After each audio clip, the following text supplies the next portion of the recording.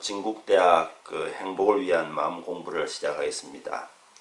요즘 한국판 뉴딜 정책이란 말이 나오고 있는데 코로나 때문에 경제가 아주 엉망이 됐으니까 새로운 경제를 활성화시키는 그러한 정책을 펴겠다는 건데요.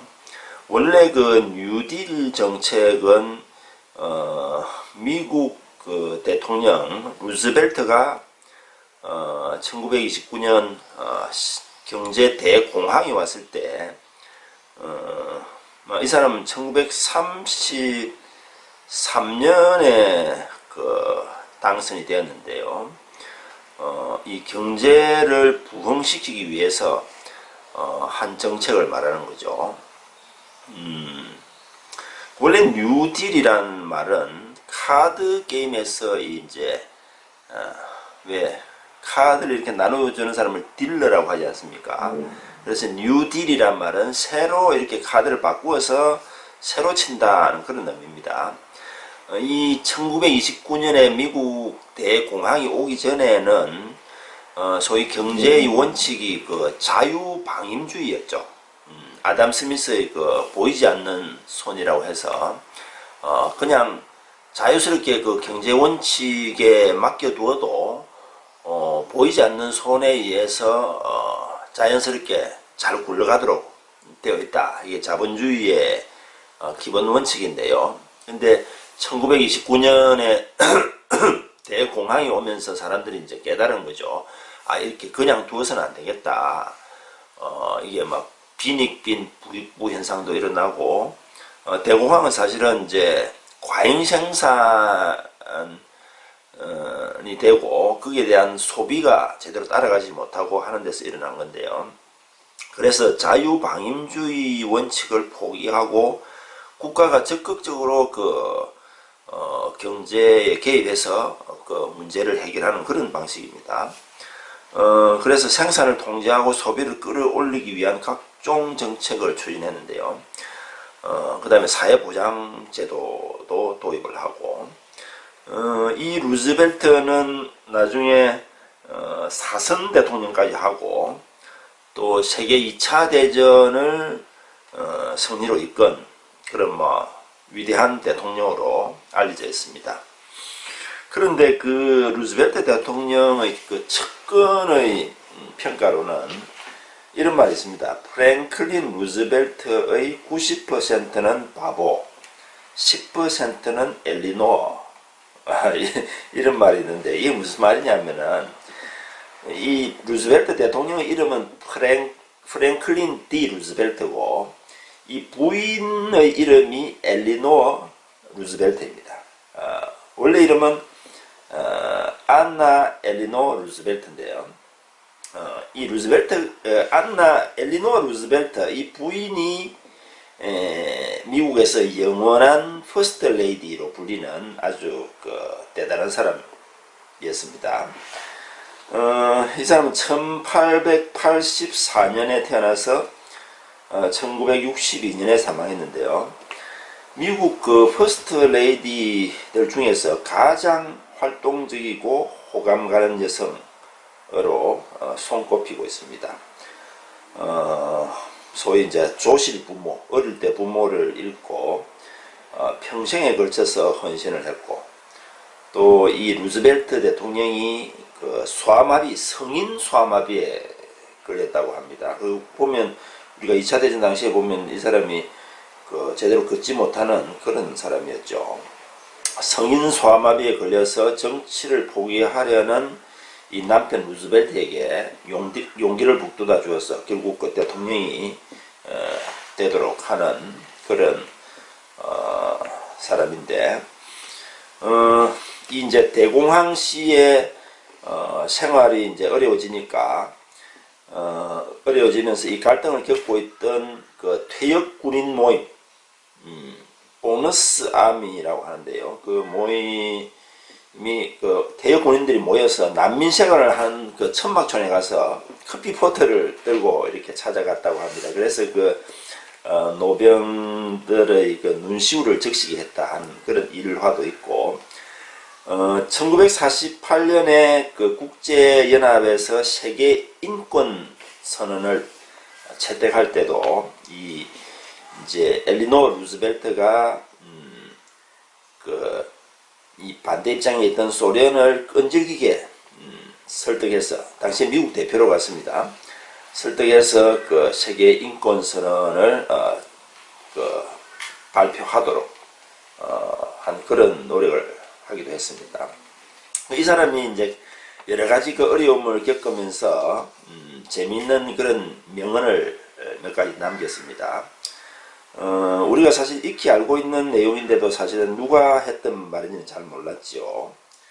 이 명언이라는 것이 사실 그 사람의 삶과 연결이 되어야 의미가 있는 것이지, 평소에는 뭐 형편없는 그런 행동을 하면서 그런 사람이 뭐 적당히 말을 한다고 해서 무슨 의미가 있는 것도 아니고 권위가 있는 것도 아니죠.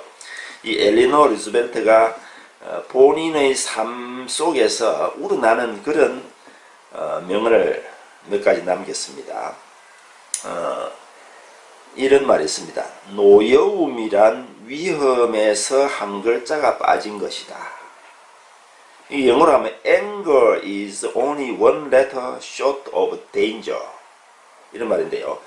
anger는 스펠링이 A-N-G-E-R이고 danger는 D-A-N-G-E-R입니다. 그러니까 anger에다가 D가 하나 첨가가 되면은 이제 danger가 되는 거죠. 그래서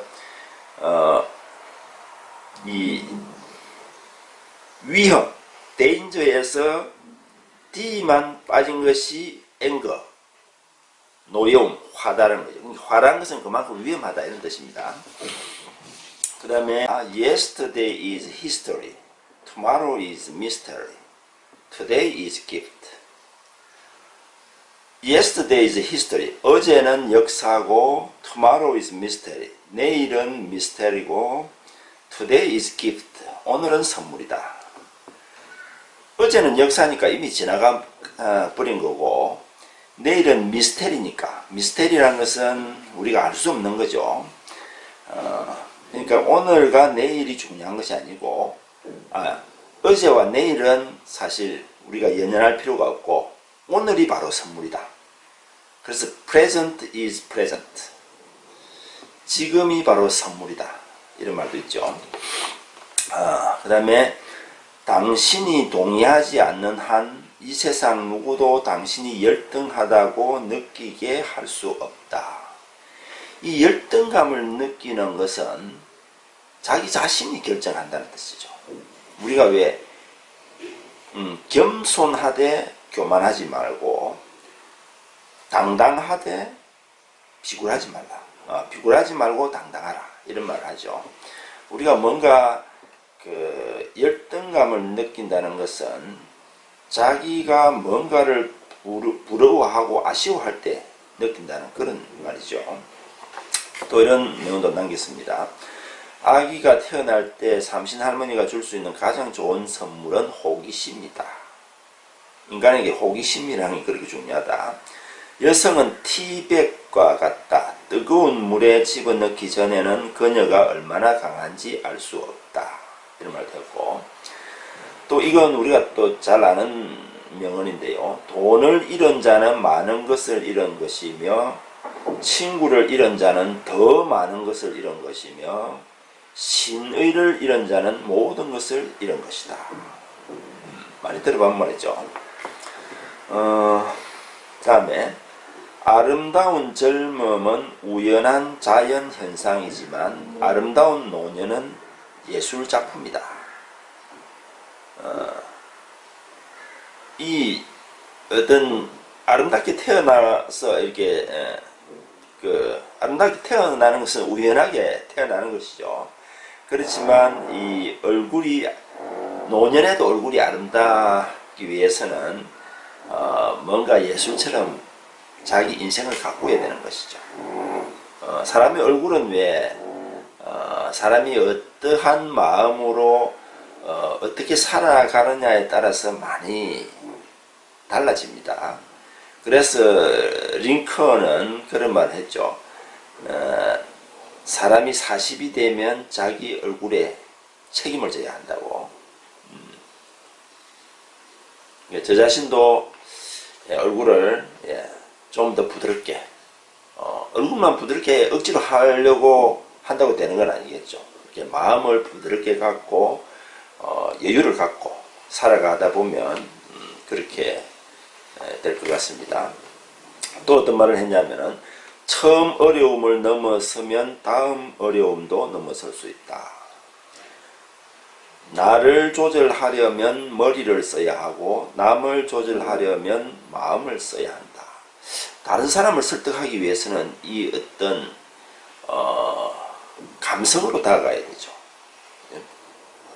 어떤 논리보다는 감성으로 다가갈 때 더 설득을 할 수 있다고 봅니다. 그 다음에 다른 사람의 실패로부터 배우라. 당신이 모든 사람의 실패를 다 겪어볼 수 있을 정도로 오래 살 수는 없으니까. 이렇게 아주 그 대단한 명언을 남겼는데요. 이 엘리노어 루즈벨트는 그 남편이 이제 루즈벨트가 이 외도를 했다는 사실을 알고 나서 굉장히 그 배신감에 괴로워했다고 합니다. 그래서 1962년 이제 사망을 하면서 침대 곁에 1918이라고 이렇게 적어 넣었다고 하는데 그 1918년도에 그 외도를 알게 되었다고 합니다. 네, 오늘은 여기까지 하겠습니다. 감사합니다.